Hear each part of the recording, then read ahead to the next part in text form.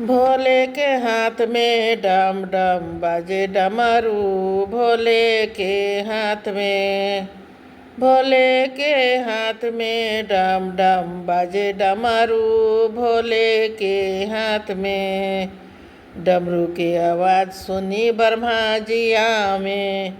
डमरू की आवाज़ सुनी ब्रह्माणी जिया में। आके जयकारा लगावे भोले के हाथ में। आके जयकारा लगावे भोले के हाथ में। डम डम बाजे डमरू भोले के हाथ में। डम डम बाजे डमरू भोले के हाथ में। डमरू के आवाज़ सुनी विष्णु जी आवे। डमरू के आवाज़ सुनी लक्ष्मी मैया आवे। आके जयकारा लगावे भोले के हाथ में। आके जयकारा लगावे भोले के हाथ में। डम डम बाजे डमरू भोले के हाथ में। डम डम बाजे डमरू भोले के हाथ में। डमरू की आवाज़ सुनी शंकर जी आवे। डमरू की आवाज़ सुनी पार्वती मैया आवे। आके जयकारा लगावे भोले के हाथ में। आके जयकारा लगावे भोले के हाथ में।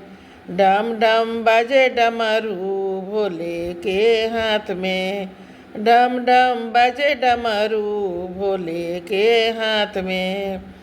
डमरू की आवाज़ सुनी राम जी आवे। डमरू की आवाज़ सुनी सीता मैया आवे। आके जयकारा लगावे भोले के हाथ में। आके जयकारा लगावे भोले के हाथ में। डम डम बाजे डमरू भोले के हाथ में।